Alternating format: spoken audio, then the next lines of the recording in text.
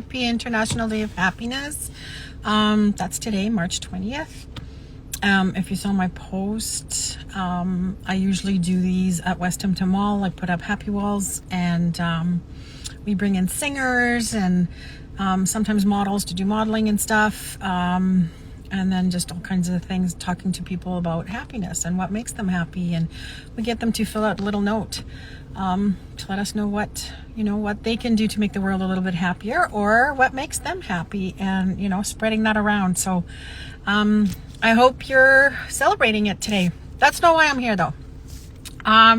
Was at the hospital this morning to see one of my surgeons, and so it looks like there might have to be a surgery number 6. Anyways, so what's happening is, because I'm losing blood flow to the leg, it now even happens when my leg isn't bent. So anytime I work out, so I have to work out the leg, I have to do exercises, I have to do stretches, I have to, constantly be moving it and trying to get my knee to keep moving. The more I do that, the worse the inflammation gets, the worse the swelling, all that gets, the worse the pressure in the back gets. And what's been happening for the last 2 months is I'm getting a lot of cramping, almost like a Charlie horse, in different parts of the muscle in my thigh and going down to my calf. And it gets to the point where when it hits, usually it's, it should be a few minutes and let's go. These don't let go. These actually last days sometimes.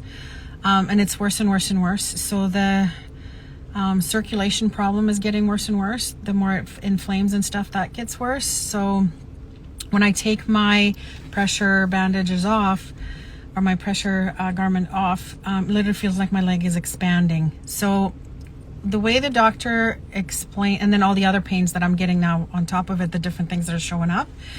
So what the surgeon explained is what's happening is, like, my muscles are basically having heart attacks.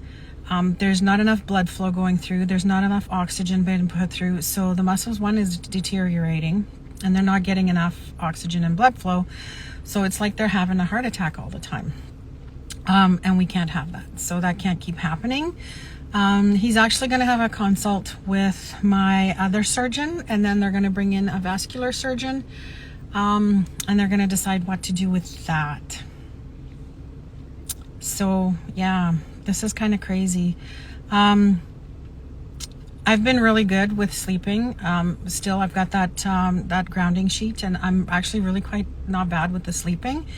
I do still wake up, even though it's actually very slight.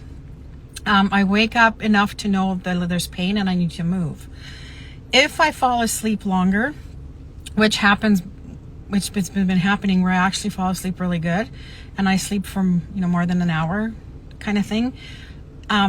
I tend to bend my knee when I'm sleeping. So when I bend the knee, like this morning, 5 o'clock, the pain was so excruciating, it woke me up. It took me almost an hour to straighten out my leg. It was completely seized up. Muscles were like tight. I couldn't bend my knee out or straighten my knee out. It was completely seized. So it took me almost an hour to get that to move. And somewhat calmed down, which never did. Like, the spasm was continuous, and I went to the doctor that way. So he did see it, and he saw my leg turn purple as I was sitting there. It starts at the toes. And what else is happening is, too, obviously, like the pain, the blood flow starts to disappear, and my leg, my feet start getting purple, and it goes up from there. But now I'm getting pain underneath my toes, and on top of my foot at the same time, like a really weird pain. I don't even know how to describe it. So he doesn't like that either. And obviously I have gel nails and gel toes, so I only do my toes every 2 months. I did it in January, the last one. This was the first time since all of this that we actually noticed, when we took the nail stuff off, that my toe underneath the nail was completely purple. It looked awful. So obviously that's a problem. And my foot is always cold. Like, it's pretty much cold all the time now. When I bend my knee, because I do my knee exercises to bend, literally the whole top of my knees goes completely white and frozen. So there's definitely circulation issues going on that aren't good. So it's been 2 months since we since I saw them last, and that's the idea. Like, he's going to be talking to the other surgeon, and they're going to decide what to do, because we can't continue. Obviously can't keep happening this way. Still doing my exercises and still doing all the stuff, because I need to keep it moving. And this is like with everything that they're saying, is my skin graft is still ripping and scabbing when I do all this, and they keep saying it's going to do that until it doesn't. So the same thing with this, the swelling, the pressure, everything is going to keep doing, as I'm working out and exercising and moving the leg and walking. It's going to keep doing that until it doesn't. But in this case, because there's circulation issues, there is blood flow being cut off, oxygen not getting to the muscles and tissues and stuff, it's become a bigger problem that we can't let go, and we can't continue to just leave. So we'll see what happens with that. Yeah, pain is pretty bad. Like, it's constant. I've been writing down every time something different shows up, but there's so many different kinds of pains in the leg. It can happen all at once, like the leg goes crazy. Some kind of gradually throughout the leg. It just kind of depends. The leg definitely tells me when it's tired and I've done too much. The muscles literally quiver and the leg shakes. So I know that, okay, I've overdone it and I need to put my leg up and kind of stay there for a while.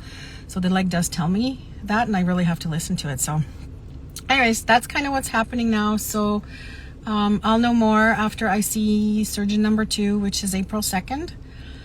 And then they're going to get together and have a discussion and bring in a vascular surgeon to see what can be done. He kind of went over the different options, but he says he doesn't even know what the best course of action would be at this point, until everybody gets together and talks and decides what to do. So that's kind of my scoop on that. One day at a time. That's all we can do still. So hope you're enjoying International Day of Happiness.